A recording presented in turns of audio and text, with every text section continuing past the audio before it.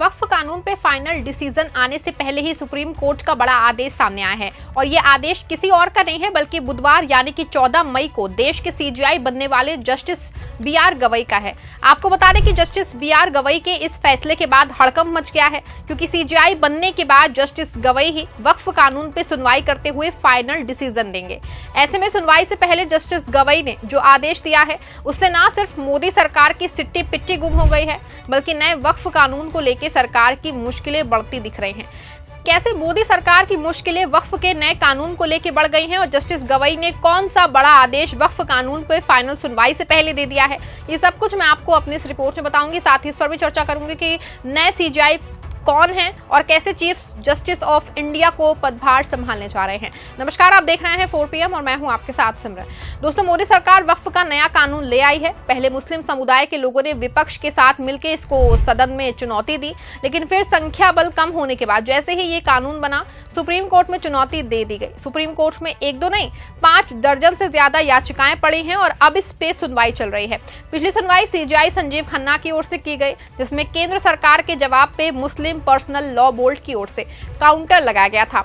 इस पे chief justice Sanjeev Khanna ने माना था कि अभी इस काउंटर और मोदी सरकार के दावों पे हियरिंग की जरूरत है। ऐसे में सुनवाई की डेट 15 मई निर्धारित कर दी गई थी। हालांकि कुछ लोगों ने ये सवाल उठाया था कि शायद तारीख देके मामले को टाला जा रहा है क्योंकि अब अगली तारीख आएगी तो सीजेआई संजीव खन्ना जो है रिटायर हो जाएंगे और इस मामले की सुनवाई नए चीफ जस्टिस बी.आर. गवई करेंगे। बता दें आपको कि आज सीजेआई संजीव खन्ना रिटायर हो रहे हैं और कल justice B R. Gavai chief justice की कमान संभालने जा रहे हैं। बता दें आपको कि वक्फ कानून की सुनवाई से पहले ही जस्टिस गवई ने वक्फ को लेकर जो आदेश दिया है उससे पूरी सरकार जरूर हिल गई होगी। आपको बता दें कि वक्फ कानून की सुनवाई से पहले वक्फ पे जो आदेश जस्टिस गवई ने दिया है हम वो आपको बताएं। इससे पहले नए सीजेआई बनने वाले जस्टिस गवई के बारे में कुछ जान लेते हैं। आपको बता दें कि जस्टिस गवई देश के दूसरे दलित सीजेआई बनेंगे और वो बौद्ध धर्म को मानने वाले पहले सीजेआई होंगे। न्यायमूर्ति गवई ने अमरावती के फ्रीजरपुरा स्लम में बचपन बिताया जहां वे कक्षा 7 तक एक नगर पालिका मराठी स्कूल में पढ़े। इसके बाद उन्होंने मुंबई, नागपुर और अमरावती में शिक्षा प्राप्त की। अमरावती के व्यवसायी रूपचंद खंडेलवाल जो उनके पड़ोसी और सहपाठी थे बताते हैं कि उस समय उसकी एक छोटी झोपड़ी थी जो बाद में पुनर्निर्मित होकर परिवार द्वारा बेची गई। बीकॉम की पढ़ाई के बाद गवई ने अमरावती यूनिवर्सिटी से कानून की पढ़ाई की और 1985 में 25 वर्ष की आयु में वकालत शुरू की। मुंबई और अमरावती में प्रारंभिक कार्य के बाद वो नागपुर चले गए जहां बॉम्बे हाई कोर्ट की एक पीठ है। वहां उन्होंने अपर लोक अभियोजक क्रिमिनल मामले में और बाद में सरकारी वकील सिविल मामलों के रूप में जो है सरकार का प्रतिनिधित्व किया। एक स्वतंत्र सोच वाले वकील के रूप में उन्होंने अपनी टीम खुद चुनने की शर्त पे सरकारी वकील की भूमिका स्वीकार की। उनके चयनित सहायक वकीलों में से 2 जस्टिस भारती जांगरे और अनिल एस किलोर आगे चल के जो है बॉम्बे हाई कोर्ट के न्यायाधीश बने। आपको बता दें कि वक्फ कानून से पहले ही जस्टिस गवई धारा 370 के निरस्तीकरण में इलेक्टोरल बॉन्ड नोटबंदी का समर्थन करने, तीस्ता सीलतवाड़ को जमानत दिलाने, राहुल गांधी को मानहानि के मामले में बरी करने वाले मामले में अहम फैसला दिया था। हालांकि उनके लिए चुनौतियां आगे भी कम नहीं हुई। जस्टिस वर्मा के साथ इलाहाबाद हाईकोर्ट के जस्टिस शेखर यादव का मामला है। इसी के अलावा वक्फ बोर्ड के संशोधन के साथ ईवीएम और कई अहम मामलों को लेकर उनकी एक बार फिर से सीजेआई के रूप में परीक्षा होने वाली है। हालांकि जस्टिस गवई का सबसे पहला सामना जो है शपथ के दूसरे दिन ही वक्फ कानून पे सुनवाई को लेके होना है। आपको बता दें कि जस्टिस गवई इससे पहले की सुनवाई करें उन्होंने वक्फ को लेके एक बहुत बड़ा आदेश दिया है जिससे मोदी सरकार पूरी हिल गई है। दरअसल वक्फ संशोधित नए कानून से जुड़े एक मामले में मंगलवार को सुनवाई हुई।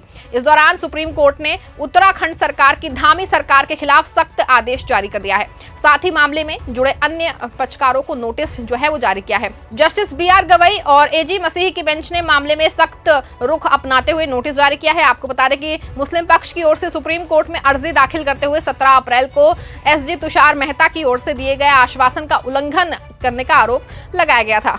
अर्जी में कहा गया है कि एसजी का भरोसा दिलाने के बावजूद रजिस्टर्ड वक्फ संपत्ति को गिरा दिया है। आपको बता दें कि उत्तराखंड में एक मजार को ये कह के गिरा दिया गया था कि ये वक्फ की नहीं बल्कि सरकार की संपत्ति है।